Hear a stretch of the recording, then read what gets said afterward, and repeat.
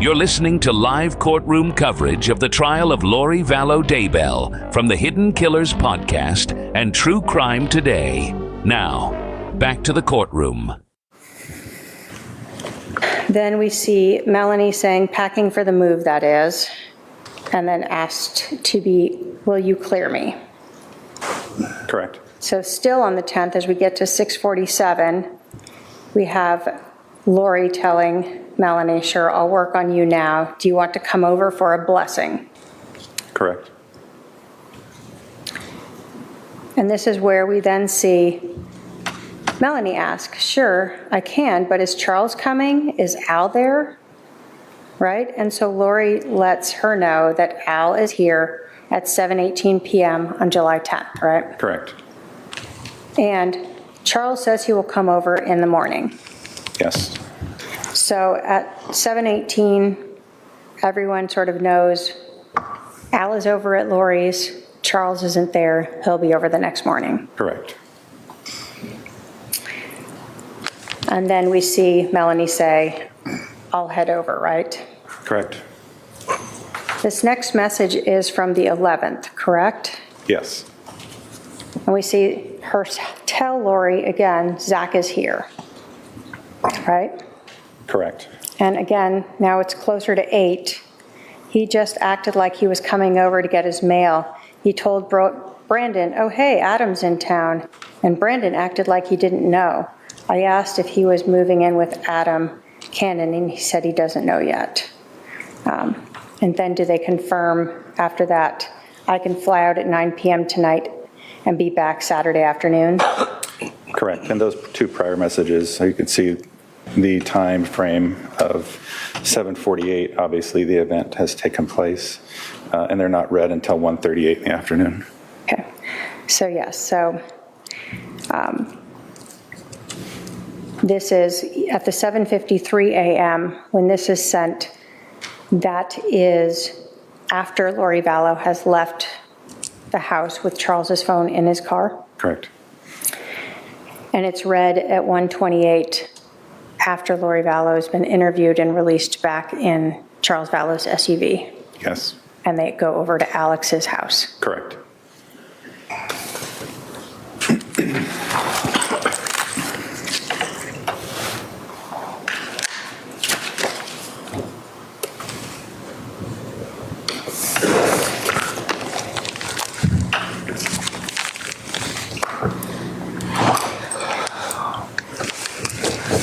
So when you're trying to put this case together, you're having to pull all these different text messages to see when Lori knew what she knew and who she was directing to do things, correct? Correct. As you were looking through these messages, were you also having to figure out who some of these people were? Yes, I was.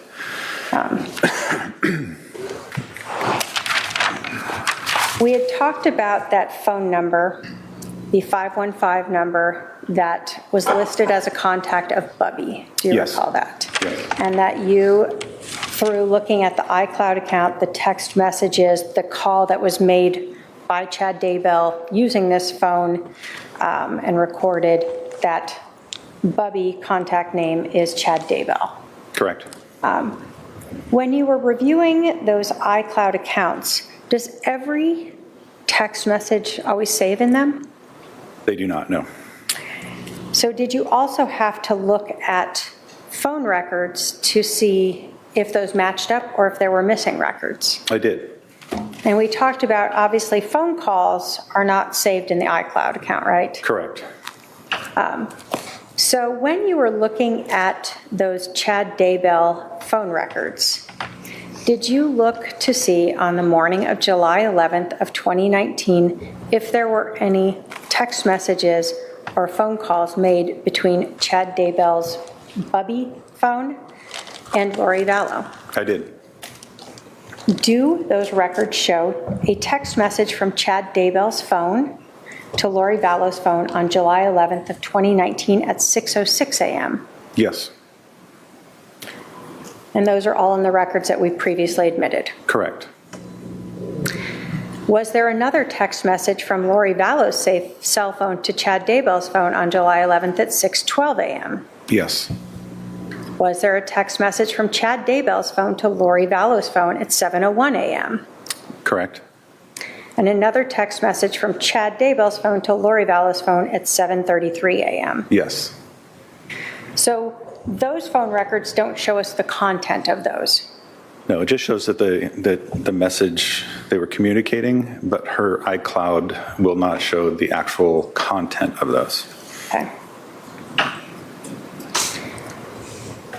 Looking still at that Exhibit 223, as well as Exhibit 223, which is the 515 number associated with Chad Daybell, and looking at the T-Mobile records for Lori Vallow, Exhibit 220, did you look at those two records to see if there was any calls or text messages between Chad Daybell's phone and Lori Vallow's phone after Charles was shot on Yes. July 11th? Yes.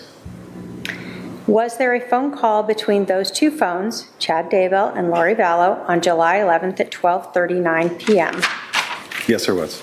That lasted about 1 minute and 45 seconds. Correct. So that would have been after Lori Vallow was interviewed by the police and brought back to the residence. Correct. Was there no other phone call on July 11th of 2019 from Chad Daybell's phone to Lori Vallow's phone at 2:28 p.m. that lasted a little over 11 minutes? Yes. Is that around the time that Detective Enclan was calling Lori to have her come back to 5531 South Four Peaks? Yes, it was. Did you see another call between Lori Vallow and Chad Daybell at 5:42 p.m. that lasted for over 30 minutes? I did. And did you see another call between Chad Daybell and Lori Vallow on July 11th of 2019 at 7 p.m. that lasted approximately 11 minutes? Yes. And did you see a final call on July 11th between Chad Daybell and Lori Vallow at 7:54 p.m. that lasted a little over 13 minutes? I did. When you were looking at the text messages between Lori Vallow and Chad Daybell, or contact name Bubby, that you located in those Lolly Time at iCloud account, did you notice a romantic relationship between them? Yes, I did. Prior to Charles being shot and killed on July 11th of 2019, did you see any open and obvious romantic messages from Chad under any of his contact names that you knew of to Lori Vallow? I did not. After Charles's death on July 11th of 2019, did you see any open and obvious romantic messages from Chad Daybell under any of his contact names to Lori Vallow? I did.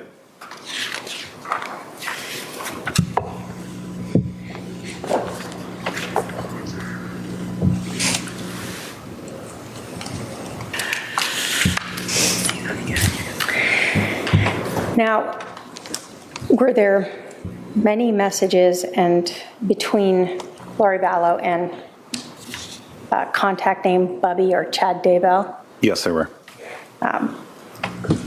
And again, those are all part of that, recovered as part of the search warrant on the Lolly Time at iCloud account. Yes.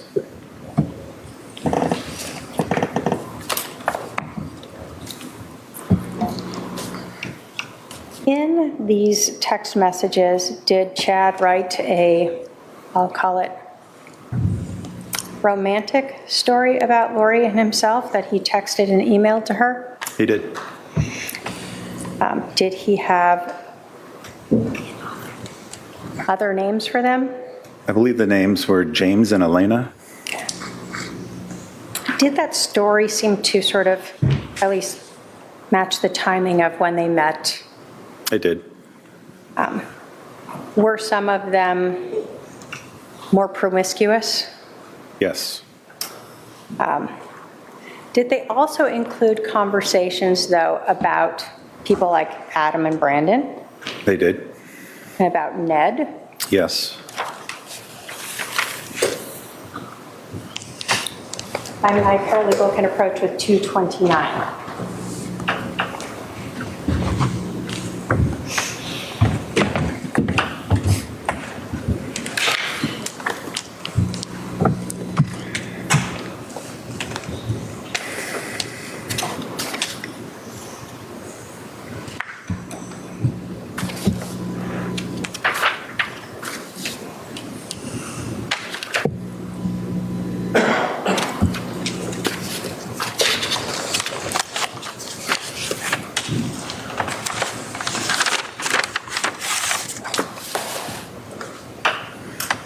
And I made the state will move to admit Exhibit 229.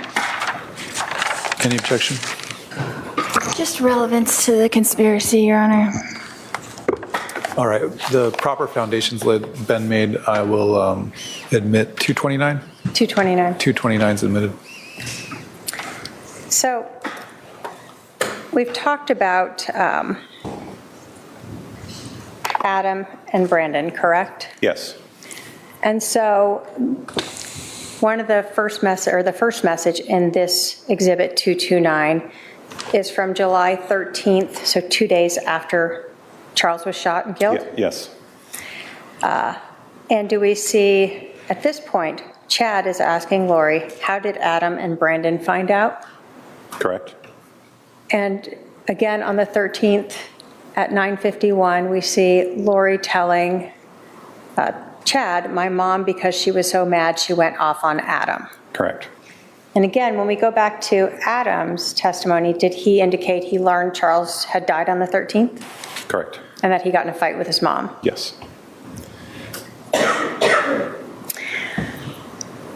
At that point, do we see then a message from Chad asking, did he have much to say in his defense? Correct. And Lori responds, he was very defensive and tried to justify everything, but my mom kicked him out and said she would never talk to him again. She's dramatic. Yes.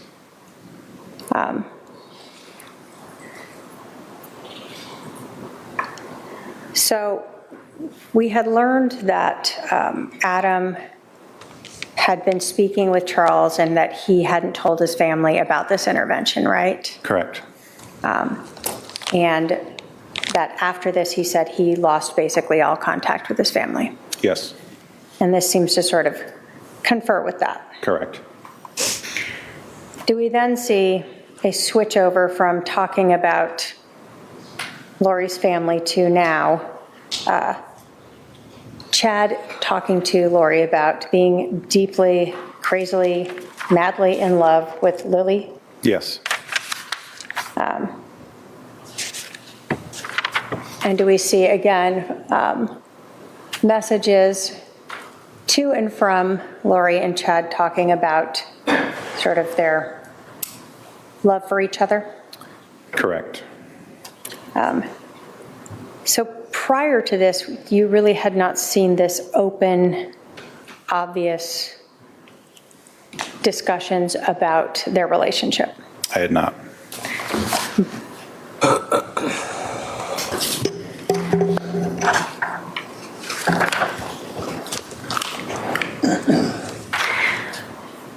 As the time continued, did you continue to see, again, messages of love, as well as a lot of calls? I did. Although we won't read through everything here, is this sort of part of that story you're talking about of James and Elena starting in November? Correct. And is November when the Preparing the People conference was here in Arizona of 2018? Correct. And we've heard testimony from witnesses that Chad Daybell was there. Yes. And you found actually a recording on the Lori for Style of Chad Daybell at the Preparing the People conference in November of 2018. I did.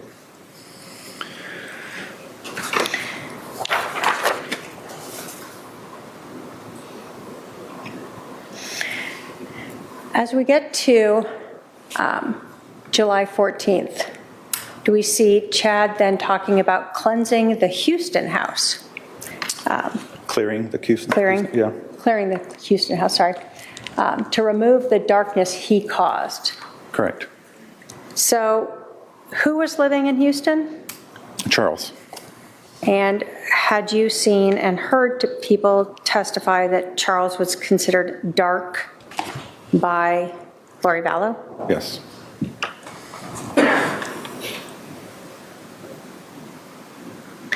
And again, we continue to see the affirmations of love, Yes. the cheek to cheek and loin to loin. Yes.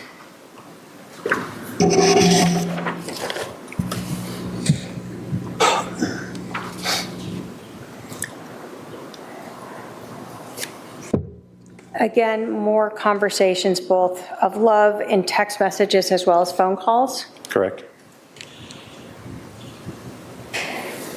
As we continue on the 14th, did Chad, let me ask you this, where was Chad Daybell living in July of 2019? In Idaho. So Chad is living in Idaho, and you told us that you had seen flights of Lori to Idaho and Lori and Chad to Arizona in March of 2019? Yes. He's asking Lori, did everything go smoothly in ending the hotel stay and getting the car returned? Correct.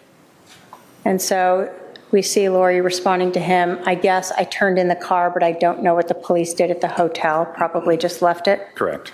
And so we know that the police got the key card from her and went and cleared out the hotel room? Yes.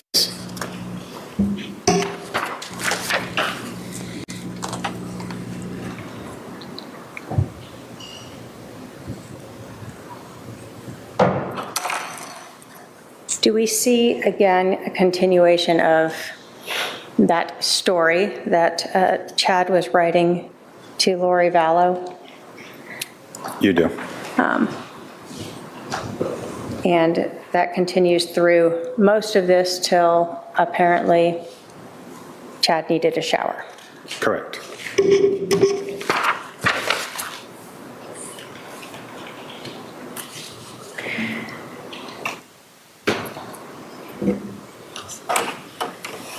Now, as we again continue through this, are you seeing sort of every day multiple texts of love between these two?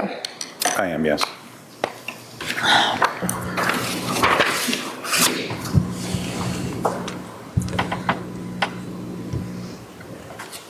And again, going through the 17th, 16th, 17th, again, more affirmations of love, correct? Yes. Now, we know on the 15th of July is when Lori Vallow had called Banner Life Insurance to indicate that she was the beneficiary, right? Correct. And on the 18th is when she learned that she was not. Correct. So in Exhibit 229, do we see on July 18th at 12:18 Arizona time? So I talked to the insurance company. He changed it in March. So it was probably Ned before we got rid of him. They can't tell me to whom, of course, but it's done. I'll still get the $4,000 a month from Social Security. Yes. So on July 18th, after she talks with Banner Life Insurance, Lori tells Chad she's not getting the life insurance. Correct. But she tells him she's getting $4,000 a month from Social Security. Correct. Now, we know from Lori Vallow's text to Alex that she went to Social Security on August 12th, correct? Yes. And we also had testimony from Social Security about that. Correct. But here it is on July 18th of 2018, and she already knows she's going to get money from Social Security. Correct.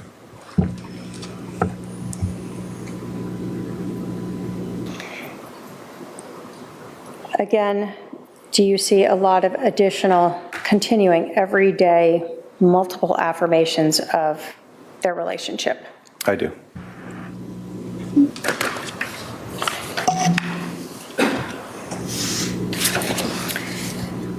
And this email, or this report, just went through the July 18th, where we have that message about the Social Security. Yes. Did those affirmations continue on after that? Yes, they did. So now that Charles is dead, there's a very open texting and calling relationship between Lori Vallow and Chad Daybell. Yes.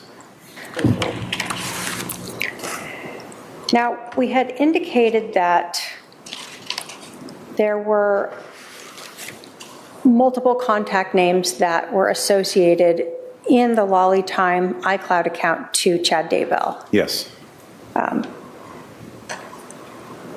While you were looking at these text messages in the Lolly Time iCloud account, did you locate any for a contact name Melanie 2 with the number 2? I did. And in reviewing those messages, did you identify them as coming from Chad Daybell as well? Yes, the number linked to that contact of Melanie 2 was for Chad Daybell. Did you even see a message from Melanie 2 with an attached photo showing Chad Daybell? Correct. And were all those, not all of them, were there a substantial number of those messages between Melanie 2 and Lori Vallow, the same sort of romantic discussions that you saw between contact name Bubby Yes. and Lori? Yes.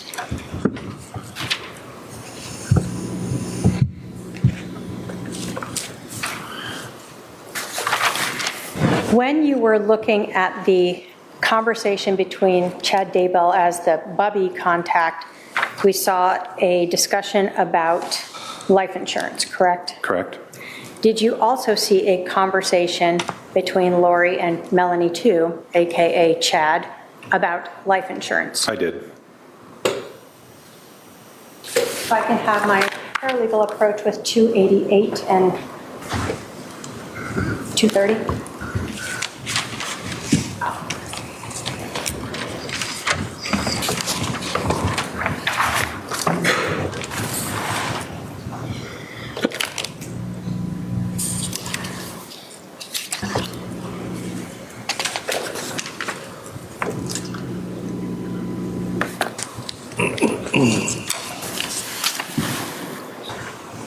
Looking at 288 and 230, are those both one of the messages that is from Melanie 2, contact name, to Lori Vallow that was had an attached photo of Chad Daybell and another individual? Yes. Was that some of the information used to verify that this Melanie 2 was in fact Chad Daybell? It was. And then in 230, is that some of the SMS messages showing both that same romantic relationship as well as that conversation about the life insurance? Correct. State will move to admit 288 and 230. Any objection? Just the relevance, Your Honor. 288 and 230 are admitted. So starting with 288, was this, again, a message, an MMS, so meaning there's an attached photo with it, right? Correct. That occurred on July 17th of 2019 from Melanie 2 contact name. And it said, I took a photo with Alan Osmond for Mark. Correct.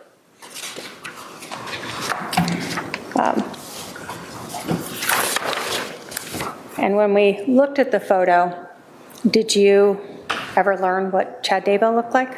I do know what he looks like, yes. Is that Chad Daybell? Yes, it is.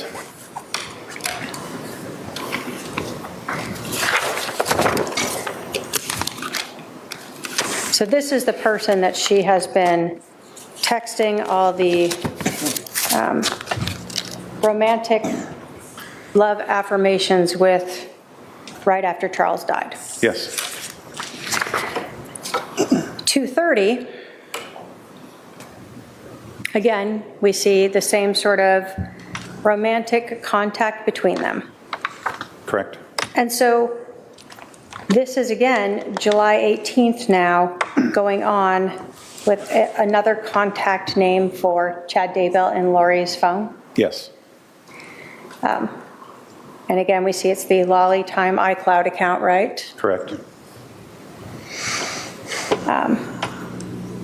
When we get to July 18th, this one, though, is an earlier. For the Bubby one, we saw that it was a noon time message, right? Right.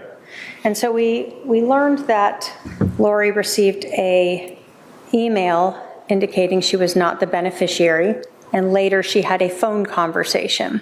Correct. Does this one appear to be sort of the earlier one because it references, I just got the letter from the insurance company saying that I'm not the beneficiary. It's a spear through my heart. Who do you think he changed it to? Brandon or probably Kay? He left nothing for JJ. Correct. Did that conversation go on? Wow, that's terrible. There's no way to find out. It did.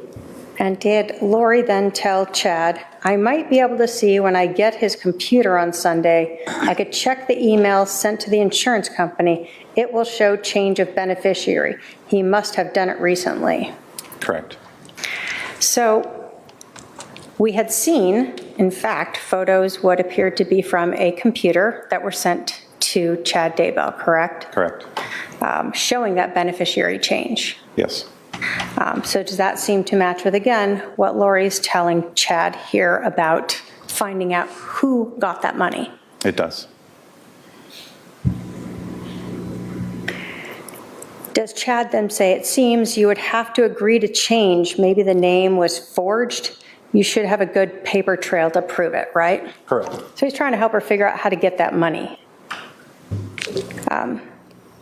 So you then go on to say, I love you, this is terrible. It's probably another step in bringing down, what is this? Gaddy Anton. Did you ever learn what that was? I'm sure I researched it, but off the top of my head, I don't know what it is. Okay. Did Lori then tell him, nope, he can change it anytime he wants. He's the agent and anyone can change the beneficiary anytime with their own signature. I'm thinking it must be Kay. Correct. So she understood, at least to Chad, that Charles had that right. Yes. Does Chad then say,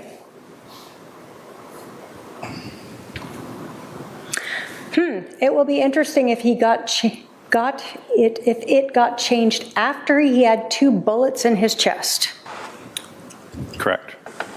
And she goes on to respond, I don't think it could have. You can't change it after the death date. They would review that. Correct. And then she goes on to say again, I'm thinking Kay as well. Or he says, I'm thinking Kay as well. She probably freaking out that you got those computers. I'm going to shower and give you a blessing. I'm eager to get home so we can talk. It will be okay, my love. You are wonderful. Correct. And then she says, miss you so much. And he responds, miss you the most. Yes.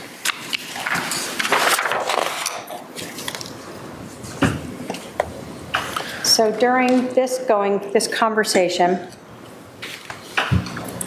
we see Chad and Lori discussing who this likely would have gone to and when it could have been changed, right? Yes. And that all occurred before the second conversation we see, also on the 18th, but closer to, I think, 12:30, 12:34, where she knows now it was changed in March. Correct.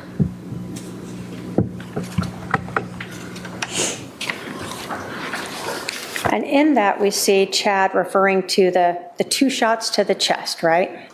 Yes. So again, we know they've been talking about this. Did you see any other text messages talking about that? I did not. But we saw lots of phone calls between the 2 on the 11th. Sure. Now, as we have been talking through this conversation and much of this trial, we have referred to the defendant as Lori Vallow. Correct. And that's because she was married to Charles Vallow when he was shot on July 11th of 2019, right? Yes. During your review of those Lolly time at iCloud accounts, did you find evidence of when she became Lori Daybell? I did. Did you see a contract for the wedding? I did. Did you see wedding photos? I did. Where was that wedding? Hawaii.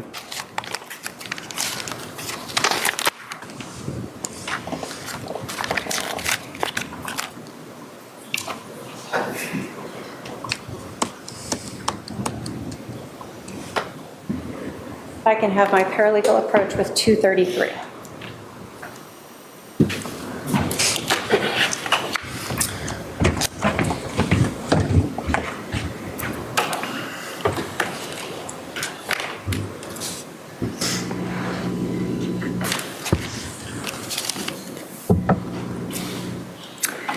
Looking at Exhibit 233 is that the report as well as the actual document that was in the lollytime@icloud.com account that you reviewed, that the police obtained through a search warrant relating to when Lori Vallow became Lori Daybell. Correct. State will move to admit 233. Any objection? Relevance. 233 is admitted. So the first part of this, we see that,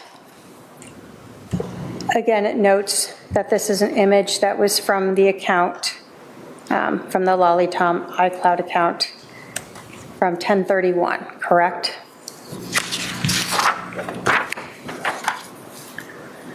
And then this is the actual photograph that was uploaded into the iCloud account, correct? Correct. So we see Chad Daybell and Lori Ryan. Was Lori Ryan a prior name of Lori Vallow? Yes. That was Tylee Ryan's dad? Correct. So she used the Lori Ryan name in this. They use a home address of Rexburg, Idaho at that point. Correct. And then the date of the actual wedding is that November 5th of 2019. Yes, it is. So 4 months after Charles Vallow is shot and killed inside of the defendant's home, she has remarried to the man, Chad Daybell. Yes. I have no other questions for this witness. Cross.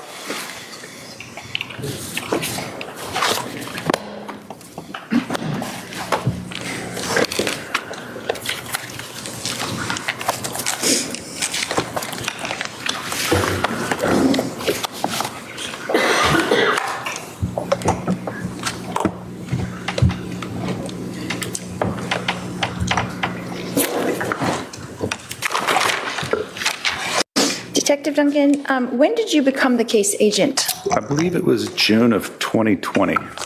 Okay. And prior to you being the case agent, it was Detective Moffett? Moffett, yes. Is that correct?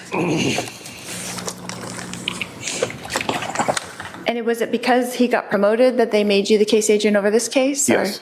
Okay. And he's now a lieutenant, is that correct? Yes, he is. Okay. And so he was the case, was there anyone in between? Was he the case agent the whole time until 2020 when you took over? Correct. Okay.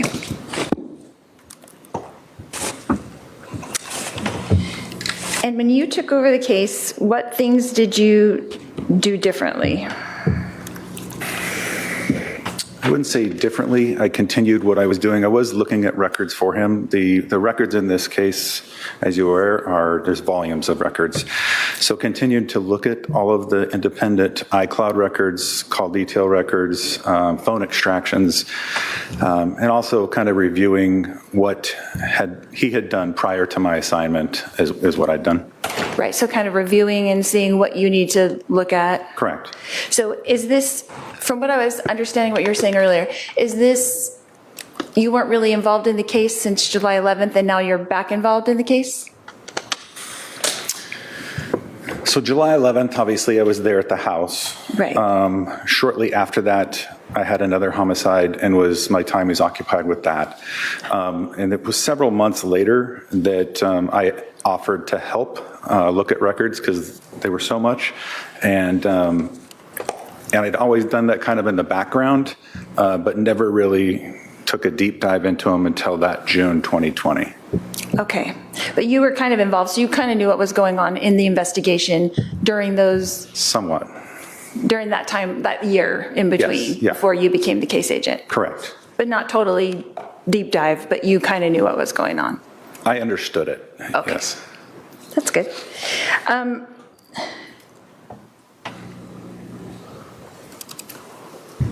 So let's go over that day again real quick. When you were there, what time were you there at the scene, from when to when? I believe I arrived shortly after 9:15. Okay. And I would have left probably about 4:30. Okay. Were you at the house that whole time? Yes. So Well, you didn't. Let me back up. Oh, I'm sorry, go I ahead. did leave for a short period of time to obtain a saw that we would need to cut that piece of flooring out and the baseboard. Okay. But then it came back, yes. So you were at the scene that whole time, besides the time you went to get the saw? Correct. You didn't go to the Chandler Police Department? No. So you weren't there during our interviews? No. Okay. So, and you had mentioned something about you couldn't go in. I was confused. You couldn't go in until after the search warrant, but you were in before that, right? No. So obviously your first responders, your police officers, the firefighters, they're going in to preserve life and treat the victim in this case. Then they back out. At that point, we will not let anybody in, given the circumstances of this case, until the search warrant is actually signed and executed. So we will wait outside the threshold of the house until that search warrant is signed, and then we will begin our investigation.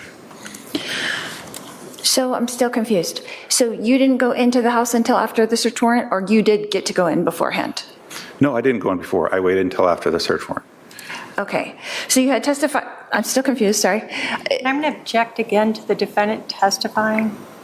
Just ask the question. You had also indicated that you had gone in and that Charles was on the floor. Is that correct? I think the question was asked of me is, what did I see when I went in? And so that, and I would say after the search warrant we went in, that's what I saw. But he was already gone in the ambulance at that point? He never went in an ambulance. Charles didn't go in the ambulance? No, he went with the medical examiner's office. So what time did he leave? I can't give you a specific time on that. I have to look at the medical examiner's office information for that. But it was after you entered at 11:50? Yes, it was way after that. Okay.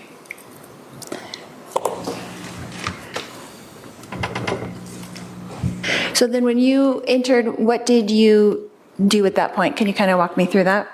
Yeah, so when I entered, obviously I made my general observations about what I saw in that room and of the body. And then talked with Detective Coons about what needed to be done next. And what did you guys do next?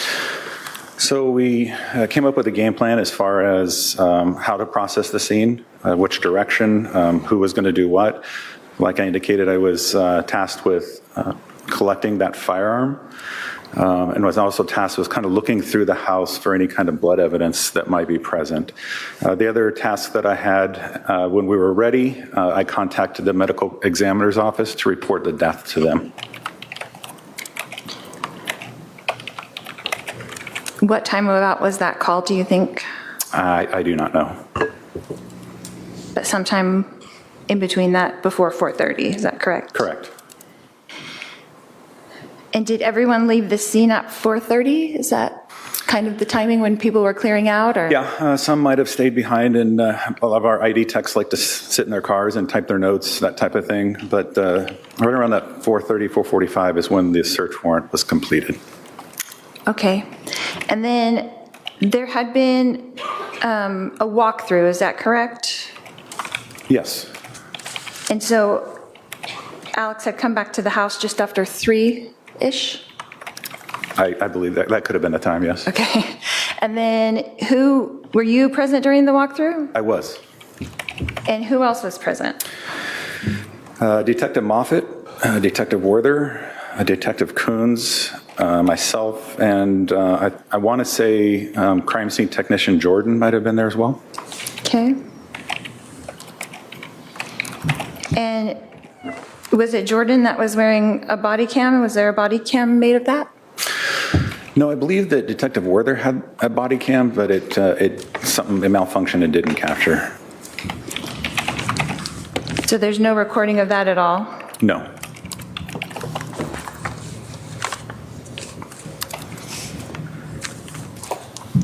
And Detective Moffett was the case agent at that point, right? Because he had been assigned that already? Yes. Okay. And so did each of you write reports on that walkthrough then, since there was no recording of it? That would have all been included in our original, in our report, not a specific walkthrough report, but in our original narrative, yes. Everyone would talk about it, mention it, their perspective? Not everybody has to, as long as somebody or one or two people wrote about it to know that it happened. Yeah. Right. So since there's no recording of it, though, someone is assigned, like, because Moffett is the case agent, or who would do that? Be assigned to include it in the report, for sure? It's different. I'll give you the example. If you look at probably my report compared to Detective Kuhn's report, you might notice, similarities in there. You might notice stuff that I went into more detail on, or he went into more detail. But it depends on whether they write it or not. They could just put something as simple, I was present during a walkthrough. Okay. So since you became the case agent, have you read all the reports? At one time or another, yes, I have. So is there anyone specific that kind of ran through what happened at the walkthrough? Your Honor, I object to asked and answered and relevance and hearsay. Sustained as to asked and answered. Did you write about it in your report? I'm going to object again to relevance, hearsay, asked and answered. Sustained as to asked and answered. He already answered that. You mentioned that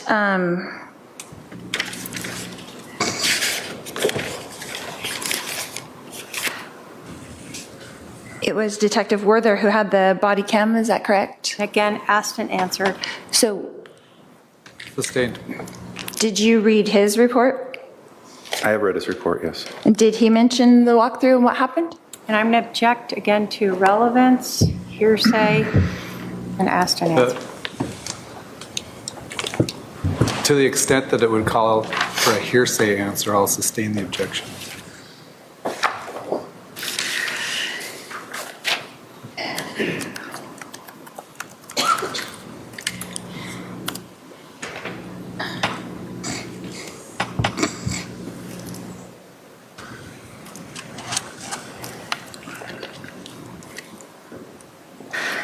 Detective, when you became the case agent, you were kind of aware, so you knew what had been done in the investigation, is that correct? Yes.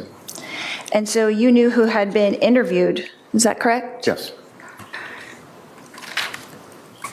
And you knew what had been tested or not tested at that point? Correct.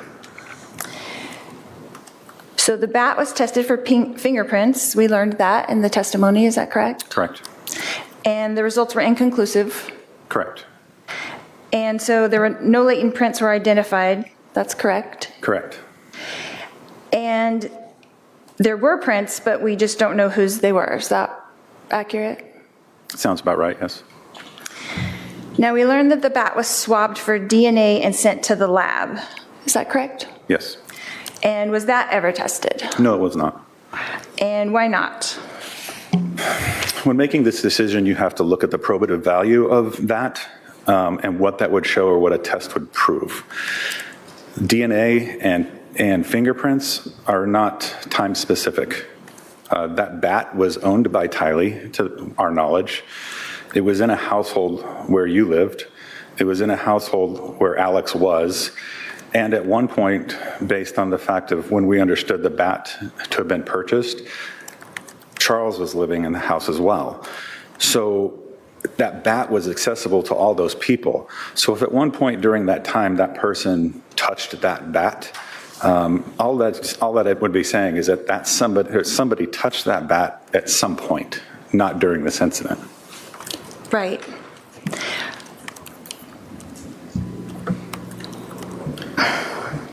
But there was no blood found on the bat, is that correct? Correct. But would that be able to be told from DNA? There was nothing that was visible that could see, like if blood dries or anything like that. There was nothing that would indicate that here's a spot we need to test for that particular, for blood. Right, but would DNA tell if there was blood? Could they find out if there was blood on the bat from the DNA test? Once again, blood is, you would see if it dries and crusts, then you would see that particular blood. DNA comes in many forms. It can come in touch, it can come in sweat, blood, but you would think that blood would be visible at that point to be able to test. And we did not see anything like that.